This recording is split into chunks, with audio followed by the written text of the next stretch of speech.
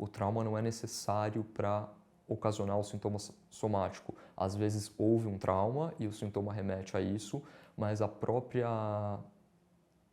gente pode dizer que as relações, estar no mundo, entender o próprio desejo, o desejo do outro, dar conta da própria sexualidade, da própria agressividade e da sexualidade e da agressividade do outro, já é por si só bastante desafiador. Então a gente tem pacientes que têm sintomas, às vezes muito graves no corpo, por exemplo, paraplegias, tetraplegias, vômitos incessantes, uma dissociação psíquica completa, uma amnésia muito forte, e que estão relacionados a traumas, às experiências que a gente sabe que ocorreram e que são da ordem do horror e por isso causaram esses sintomas tão fortes, mas tem outros pacientes onde é uma questão da vida psíquica, do que o Freud chamou de a fantasia, né? Aquilo que ocorre na nossa vida mental tem poder e força para produzir sintomas muito, muito fortes e às vezes muito incapacitantes, mesmo que não tenha uma experiência factual,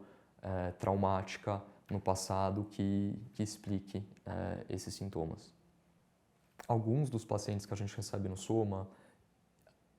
eles contam pra gente, ou a partir de um certo tempo de tratamento percebem que o sintoma que eles têm no corpo remete a alguma vivência muito complicada que eles tiveram no passado. Normalmente são situações de abuso sexual, físico ou moral, às vezes muito violentos, e em alguns casos, os sintomas psicológicos ou somáticos apareceram na época ou próximo do momento de abuso ou de violência. Em alguns casos, o sintoma somático ou psicológico aparece muitos anos depois. A gente, então, recebe alguns pacientes com esse tipo de vivência e a gente consegue escutá-los, legitimar as experiências de dor que eles tiveram e como essa dor continua reverberando até hoje, impactando a vida deles até hoje. E com o tempo a gente consegue ajudar esses pacientes a, de alguma forma, elaborarem e superarem essa dor.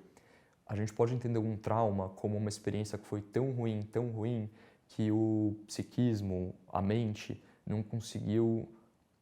dar uma significação para aquela experiência. É quase como se a mente não tivesse conseguido operar frente àquela experiência tão ruim. E uma das coisas que a gente consegue fazer para os pacientes é ajudá-los a colocar essa experiência em palavras, e isso faz com que a experiência passe a ter um tamanho, um limite, um peso. Uma experiência muito ruim, talvez ela nunca deixe de ser ruim, mas é diferente dela ser um trauma. Então, quando a gente consegue transformar o trauma numa experiência ruim, mais significada, colocada em palavras e contada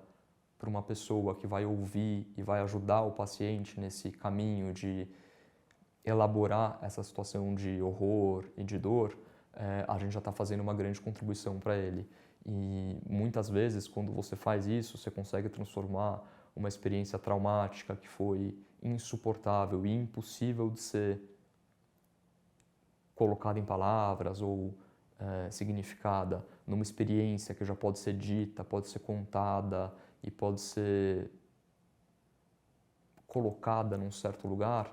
você diminui o quanto essa experiência traumática afeta a vida da pessoa e, inclusive, às vezes diminui o quanto isso impacta o que ela tem no corpo, seja uma dor, uma paralisia, um tremor ou algum outro tipo de sintoma somático.